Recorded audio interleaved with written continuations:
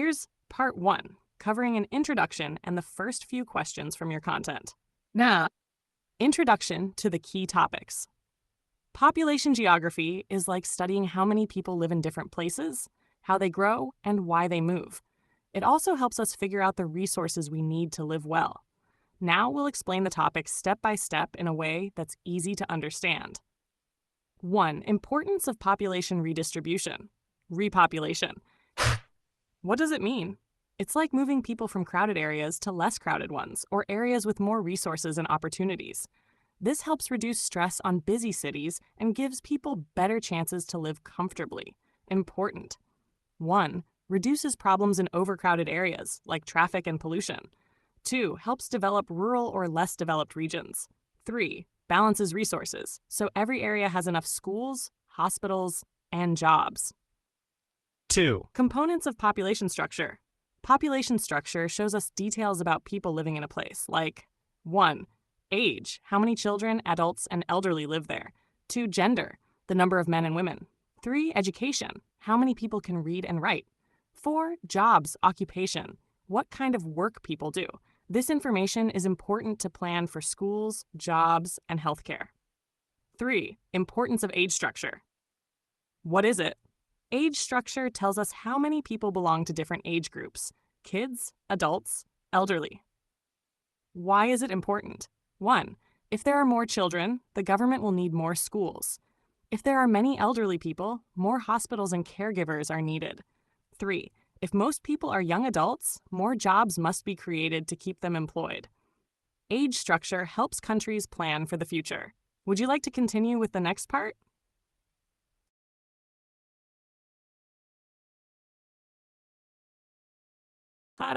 Part 2, continuing key explanations. 4 advantages of the demographic transition theory. The demographic transition theory explains how populations grow and change over time. It's divided into stages and has several advantages. 1. Understanding population growth. It shows how countries grow from having high birth and death rates, stage 1, to low birth and death rates, stage 4, helping governments prepare. 2. Helps in planning. By knowing the stage of transition, countries can plan for healthcare, education, and job creation. 3. Explains economic growth.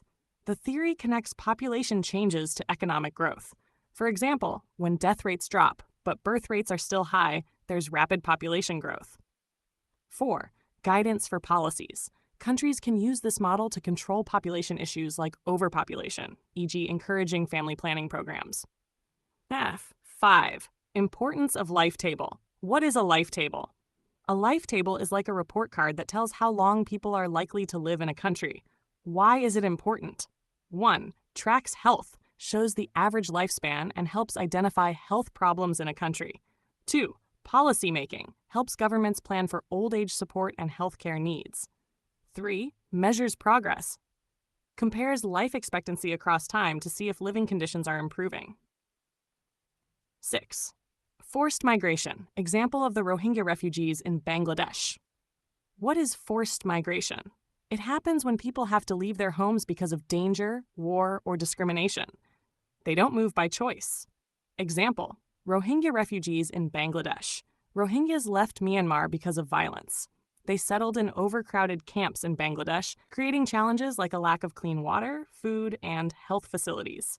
Barriers faced. 1. Lack of proper shelter. 2. Poor healthcare access. 3. Strain on Bangladesh's resources. Would you like to continue with part 3? Passion part 3. Further explanations. 7. Perspectives of population geography lessons. Population geography helps us understand how people live, grow, and move. This knowledge is important for decision-making and improving life. Here's why studying population geography matters. 1. Urban planning. Knowing how many people live in a city helps plan roads, schools, and hospitals. 2. Disaster management. Helps identify areas where people live in unsafe environments, e.g. near flood zones. 3. Economic growth. Tells governments where to invest money, like creating jobs in areas with a young population. 4. Solving problems. Helps tackle issues like overpopulation or lack of resources in specific areas. 8. Methods of population census. A population census is when a country counts its people. There are different ways to do it. 1. De facto method, counting people where they're staying at the time of the census, temporary or permanent. 2. De jure method, counting people based on their permanent home, even if they aren't present during the census. 3. Sampling. Instead of asking everyone, some groups are surveyed, and their results are used to estimate the total population.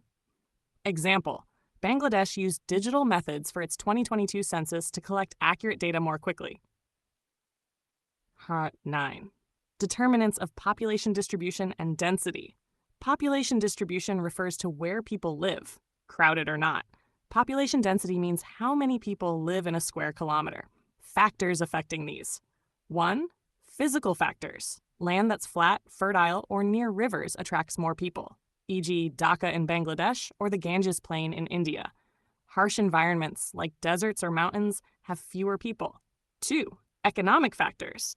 Places with jobs, factories, and trade routes draw people, e.g. Mumbai or New York. Poor areas lose people due to unemployment. 3. Social and political factors. Cities with good schools and hospitals attract families. Political instability drives people away, e.g. migration due to conflict. Impact on density. These factors decide if a place is overcrowded or has plenty of space for everyone. Would you like to proceed to Part 4?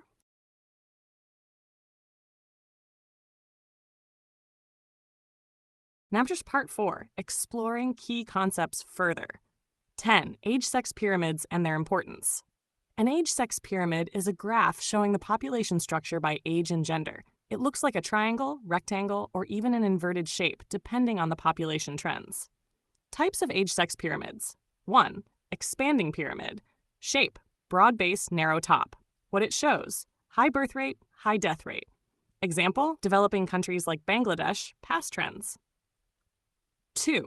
Stationary pyramid. Shape: straight sides, even top and bottom. What it shows: low birth and death rates. Example: developed countries like Japan or Germany. 3. Contracting pyramid. Shape: narrow base, broad middle top.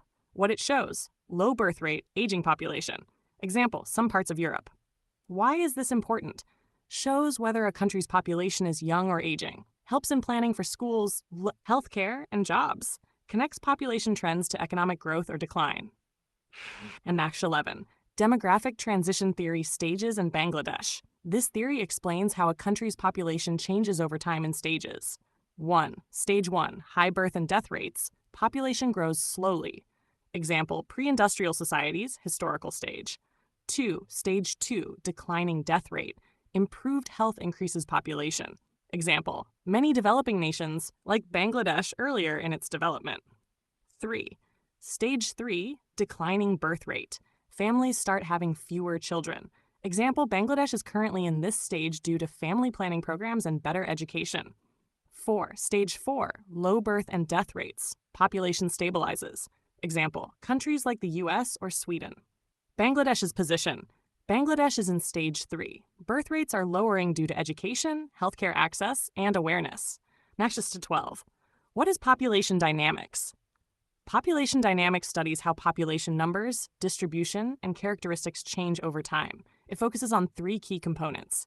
1. Birth rate. How many people are born per year? 2. Death rate. How many people die per year?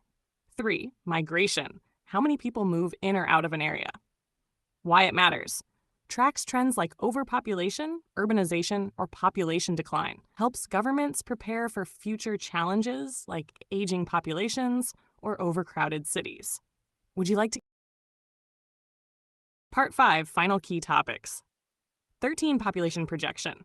Population projection predicts how a population will change in the future based on current trends in birth, death, and migration rates.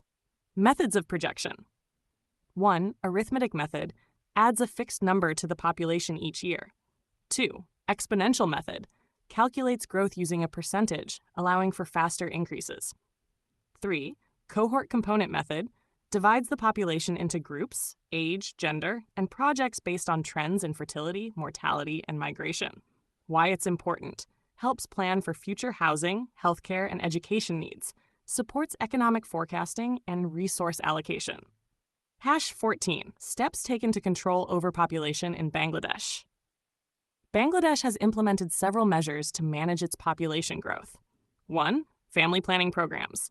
Promotes contraceptives and raises awareness about smaller families. Government initiatives and NGOs are active in rural and urban areas. 2. Improving education. Focus on female education, which reduces child marriages and increases awareness about family planning. 3. Healthcare services. Better maternal health care to reduce high birth rates. 4. Media campaigns. Raise awareness about the economic and social benefits of controlled population growth. 5. Legislation. Enforcing marriage age limits to reduce early pregnancies. 15. Forced migration of Rohingya refugees.